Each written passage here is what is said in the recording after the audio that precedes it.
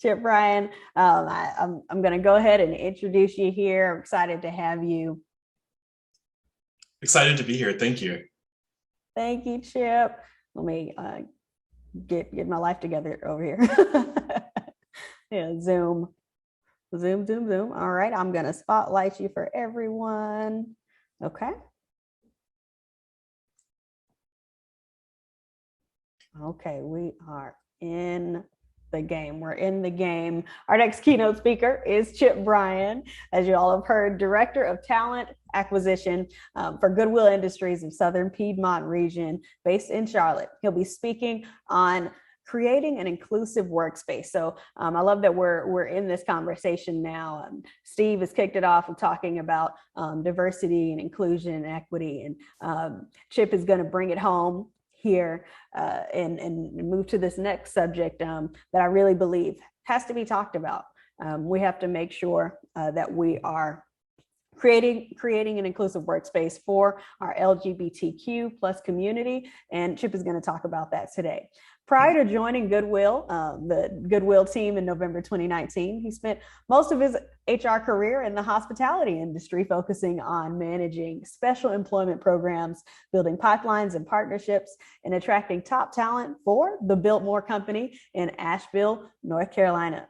He's a graduate of Appalachian State University and holds a SHRM CP certification, and has been a member of the WNC Diversity Engagement Coalition, Asheville Latino Steering Committee, and the Project Search Business Advisory Council. In his free time, you can find Chip in a car or plane on his way to the next exciting destination, spending time with his dog Fritz, catching a show at the Blumenthal Performing Arts Theater, or exploring Charlotte's outstanding food and drink scene. Chip, thank you so much for being with us today.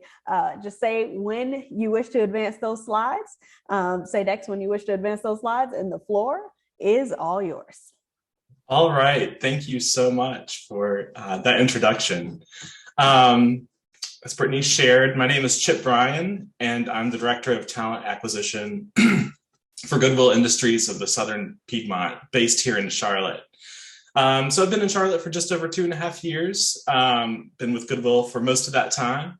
And my presentation today is focused around creating an inclusive workplace for our LGBTQ plus community, specifically transgender and queer plus individuals.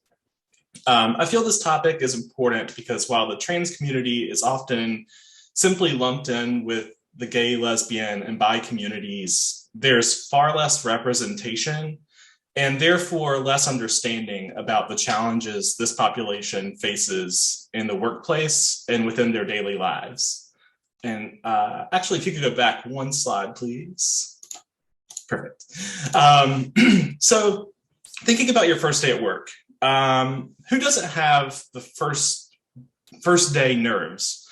Even if it's a promotion or an internal transfer, you're probably going to be working with different business partners or working with your peers in a new capacity.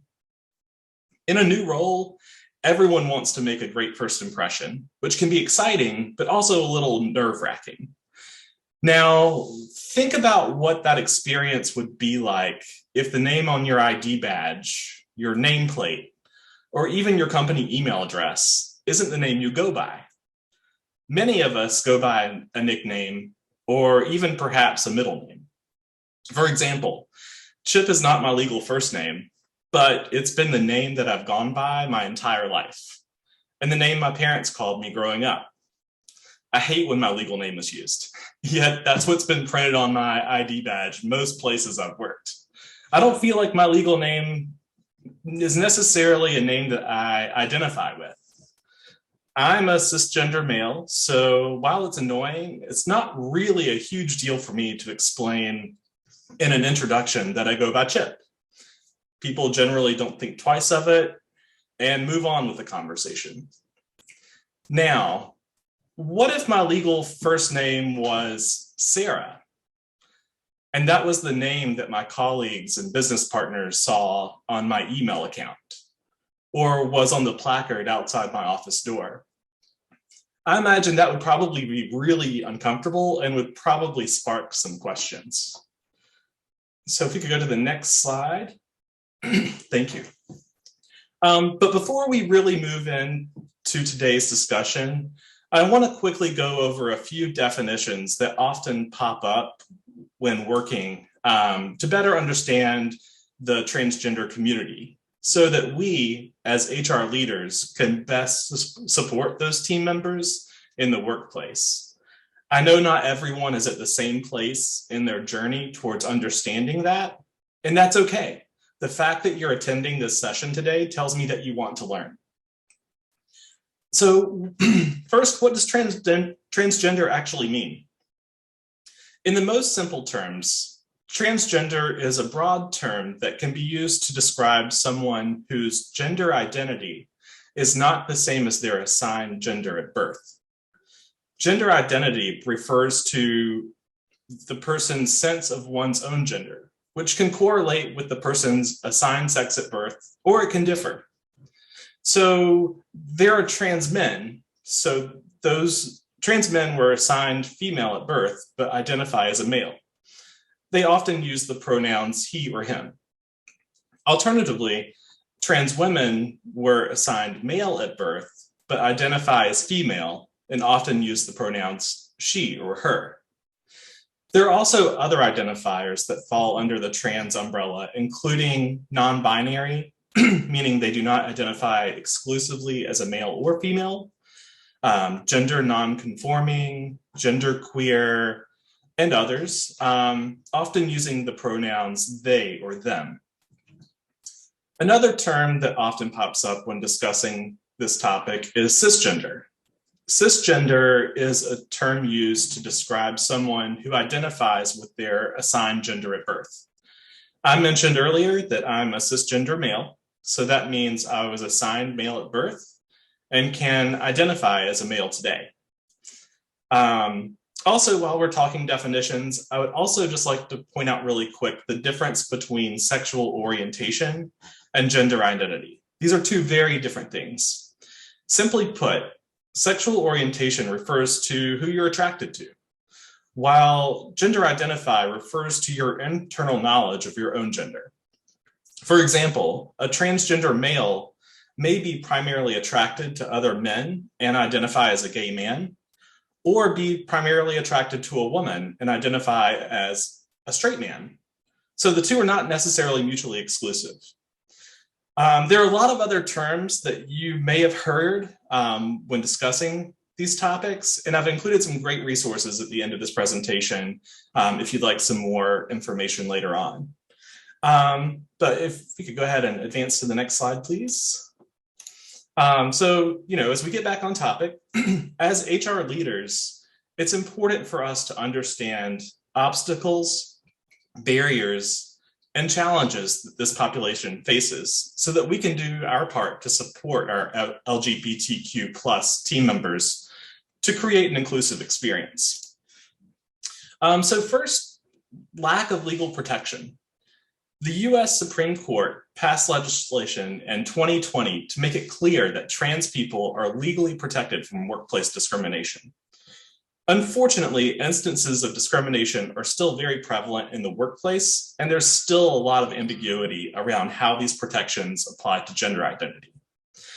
I imagine most of us were probably in the field back in 2016 when HB2, otherwise known as the bathroom bill, was all over the news. And both supporters and opponents took to the streets, not to mention our social media news feeds. They were all voicing their opinion on which restrooms transgender individuals should use. That debate still continues today across the country, and trans individuals are still being banned from using restrooms that align with their gender identity. Another barrier is poverty and homelessness.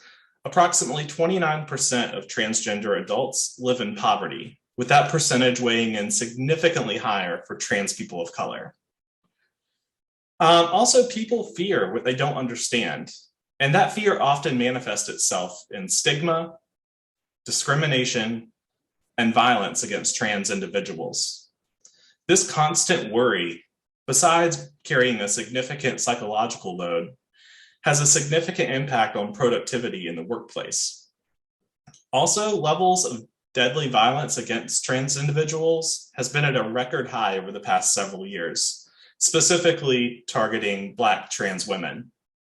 Also, trans men often face disproportionate levels of abuse from their significant others at home. Another obstacle is lack of healthcare coverage.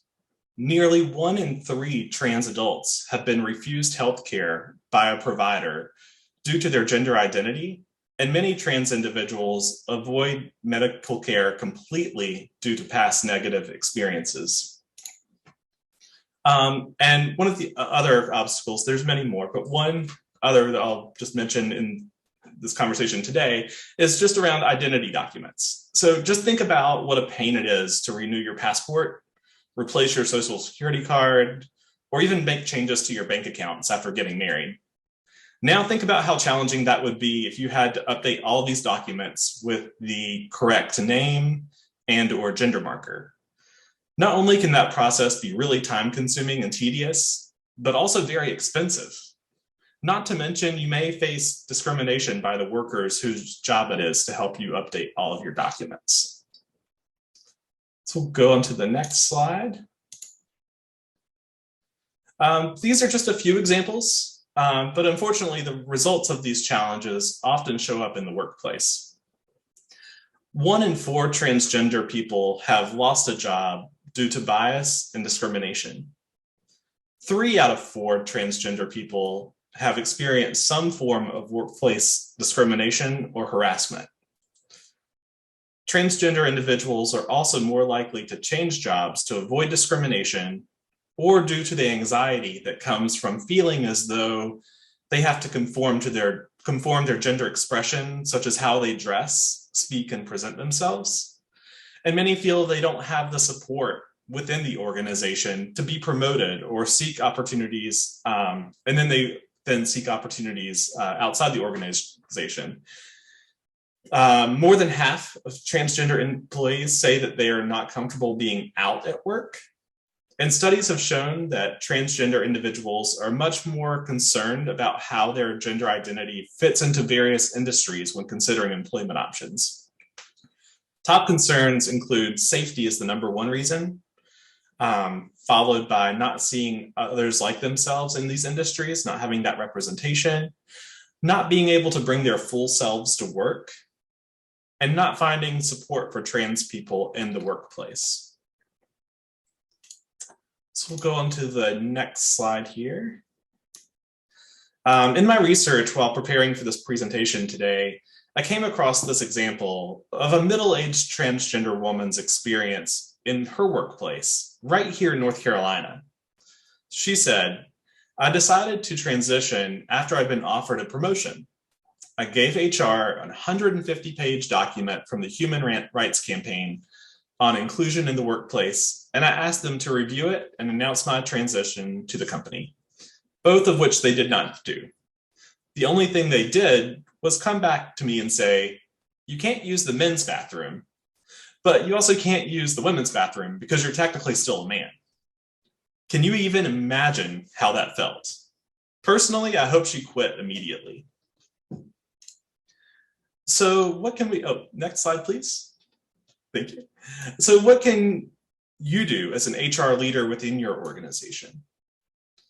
First, be intentional in your recruitment efforts. Send your job openings to local LGBTQ+ advocacy groups to be shared with the participants that they serve. You can also partner with these organizations to provide workshops and seminars focused around essential workforce skills. Second, while legal names are required for payroll and certain benefits, that name should be kept confidential, and there's no reason others on the team should know your team member as anything other than how they've identified themselves. Next, be sure to ensure that your employee assistance programs have counselors trained to address LGBTQ+ concerns. When faced with the barriers and challenges previously mentioned, it's not uncommon for individuals to turn to substance abuse, social isolation, and have a negative self-image, and therefore can really benefit from the support offered from these programs, but only if the staff providing EAP counseling is well-versed in issues specific to the LGBTQ plus community. So you want to be sure to vet your vendors appropriately. Also, visible ally identifiers, such as a pride sticker in your office.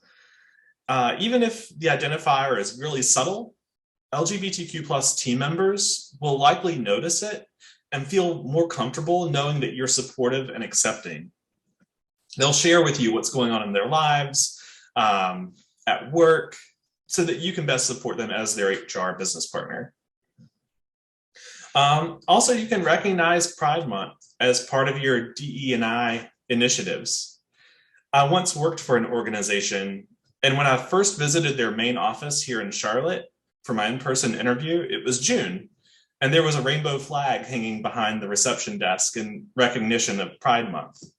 This made me feel that my sexual orientation would likely not be a factor in the hiring decision and would be a place that I could show up as my authentic self. We even marched in the Charlotte Pride Parade that year.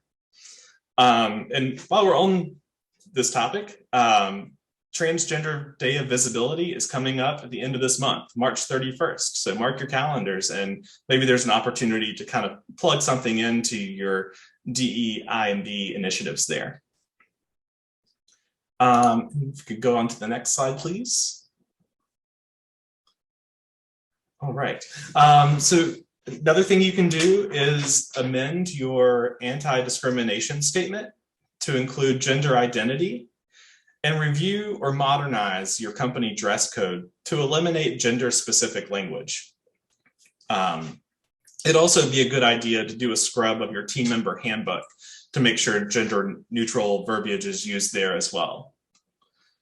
You can also incorporate pronouns into your email signatures. This shows that you care about an individual's preference, and it's a simple solution to accidental misgendering, which can be embarrassing for you and hurtful to the person you're speaking to. It also helps normalize discussions and understanding about gender, rather than it being this taboo topic of conversation. While discussing pronouns may make some cisgender team members maybe uncomfortable at first, it provides an opportunity for you as an employer to educate and reinforce appreciation for all team members. Also, if you do slip up and refer to someone by the wrong pronoun, just simply apologize, move on, rather than making it a big deal. It's fine to say, hey, I'm sorry that I used the wrong pronoun. I truly apologize, and I'll do better in the future. Also, make your organization a progressive leader by examining queer and trans healthcare or insurance providers. Identify healthcare plans that cover gender affirmative surgery, hormone therapy, and strong mental health care support, as the transgender community experiences significantly higher rates of depression, anxiety, and suicide.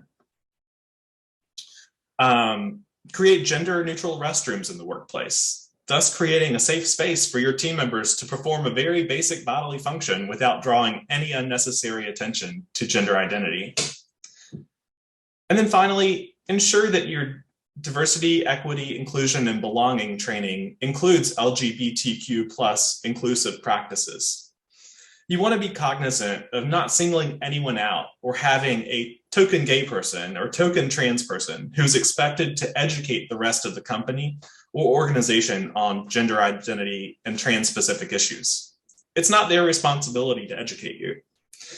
Be sure that the training includes examples of gender diversity and provides examples of how anti-harassment and anti-discrimination policies relate to the trans community within the workplace. It's one thing for us to learn, but if our team members are not educated on these topics, especially our people leaders, we'll have a really hard time moving the needle towards inclusion for all throughout the rest of the organization. All right, so if you could go on to the next slide, please. Thank you.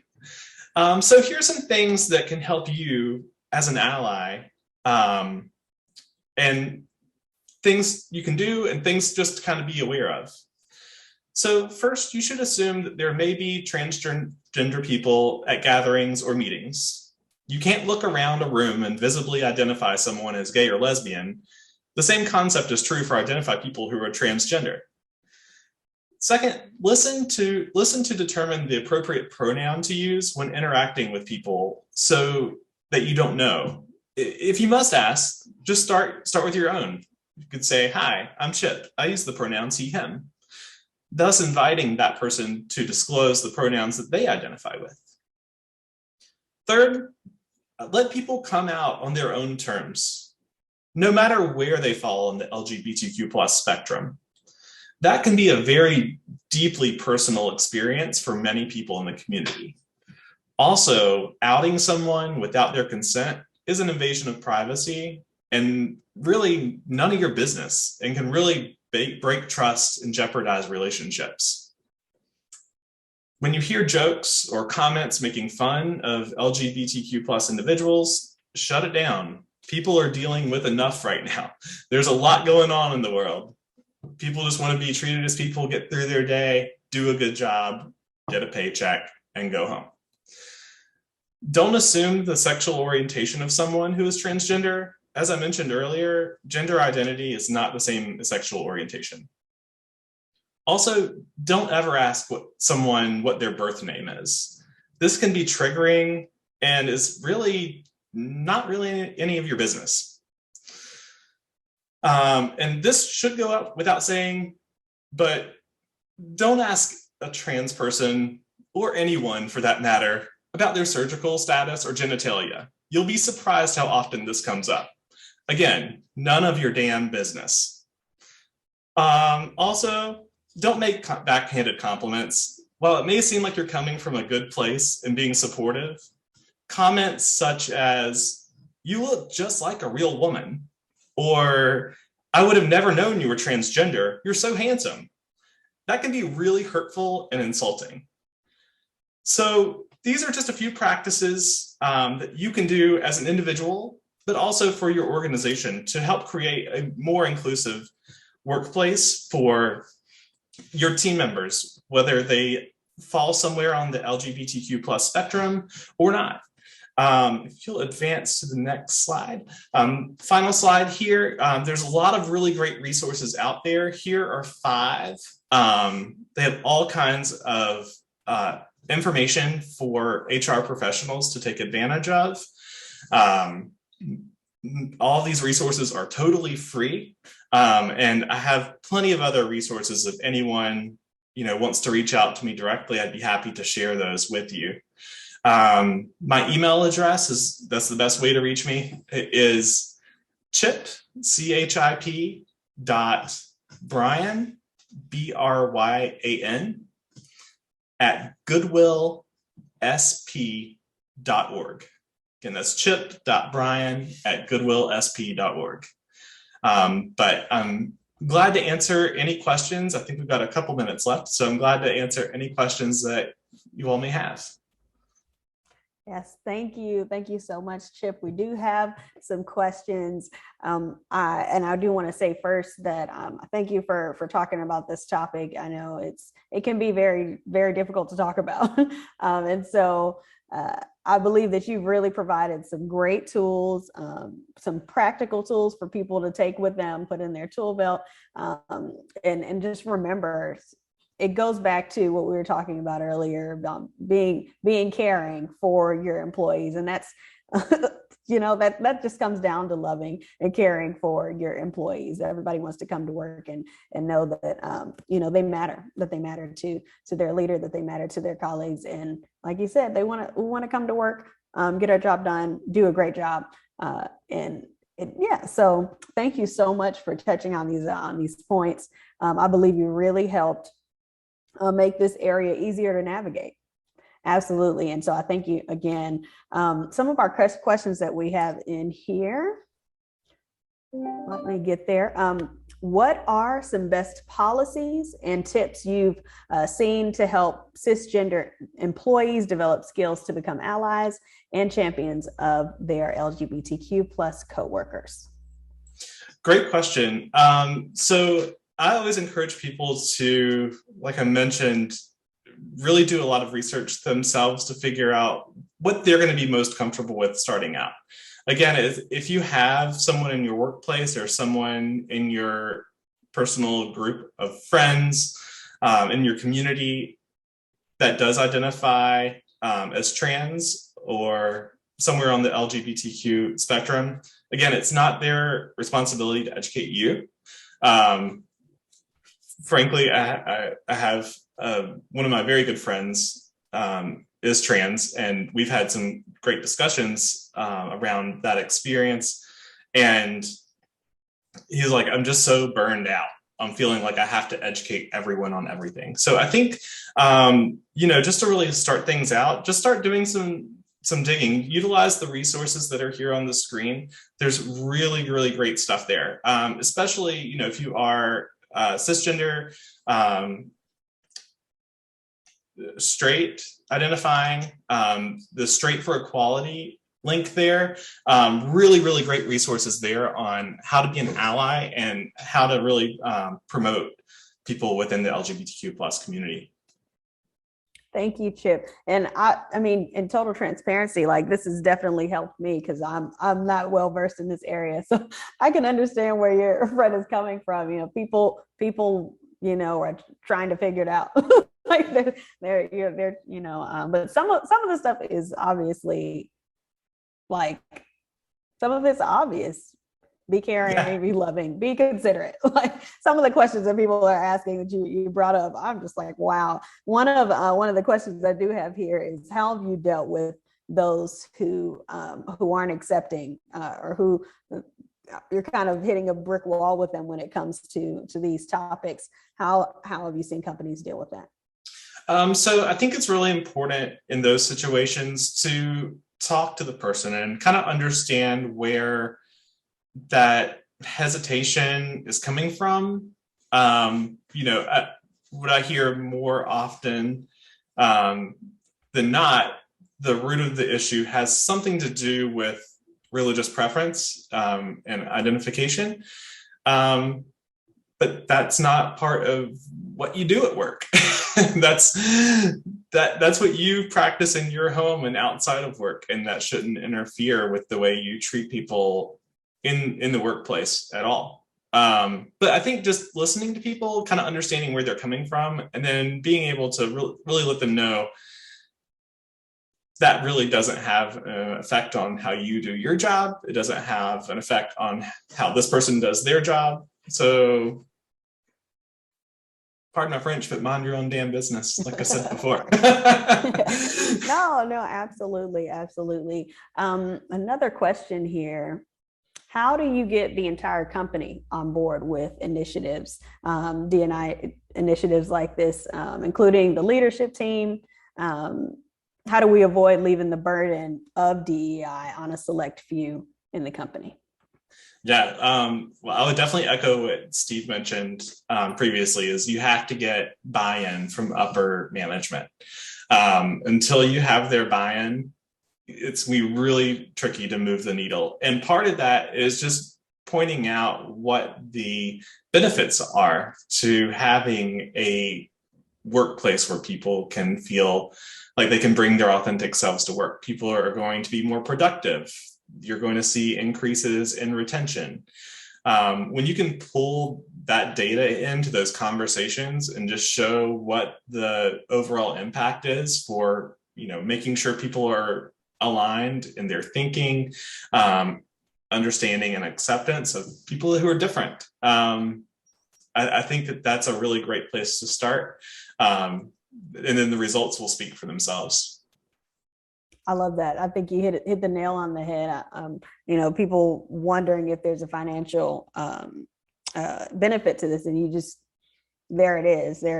Productivity, knowing that you care in a workplace.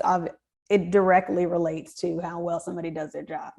Sure. From a retention standpoint too, I think everyone on this call today is really struggling to find staff right now. As Chris mentioned earlier during the panel discussion, unemployment's ridiculously low right now. And it's hard to find people. So you definitely want to be able to retain the staff that you do have, specifically those high performers.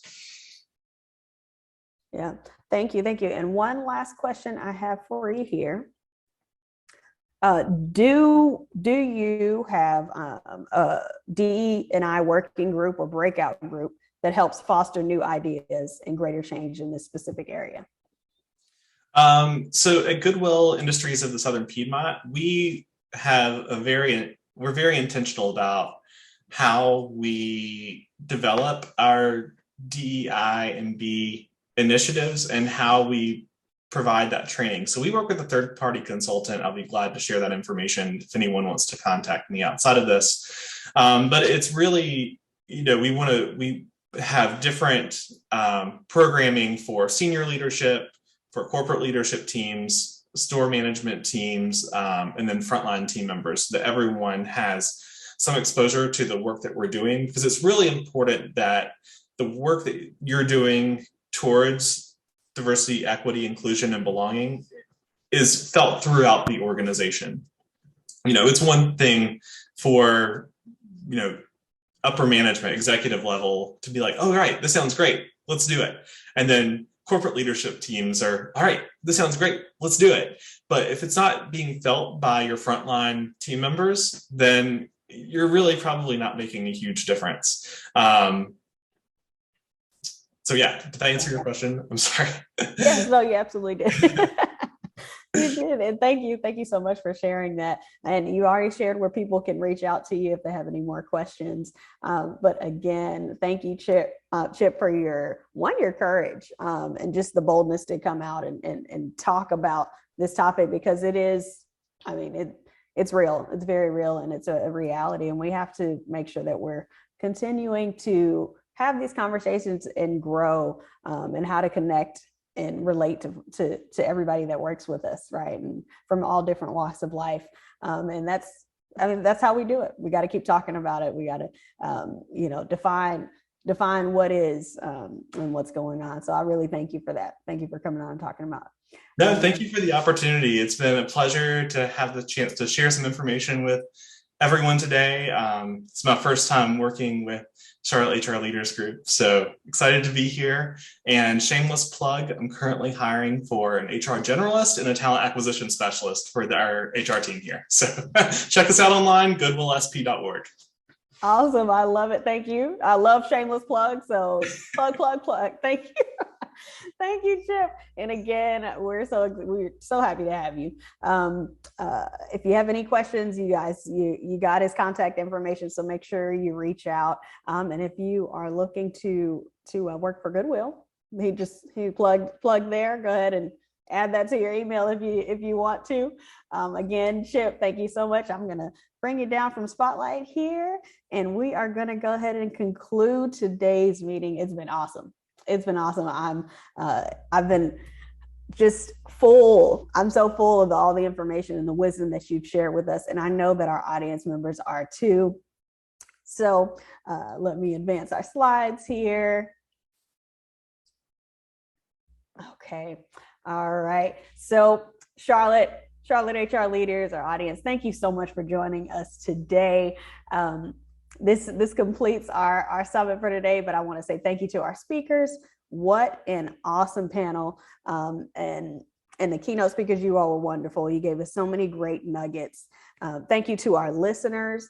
Without all of you, these events would not be possible. I have a hand raise here from Chip. Chip, are you wanting to chime in? Oops, sorry, that was accidental. Oh, that's all right.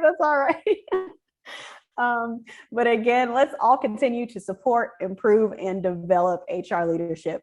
Learn from one another. Like I said, make sure you use the tools that you have here in the Charlotte HR Leaders Association. Make sure you use the website. Get to know the folks that are a part of Charlotte HR Leaders. These resources are here for you to grow, to learn, to network. the prime time to do it. Thank you for taking your time to be with us today. I hope you enjoyed the summit as much as I did. Don't forget to check out the website in a few days if you'd like to listen back to this or any of our other previous discussions. They are available to you. Make sure you check that monthly schedule online too, because we're doing this every month. It's just going to be on a smaller scale, about an hour long. I hope to hear from you next month. Have a great evening. And that concludes today's Charlotte HR Leaders Summit.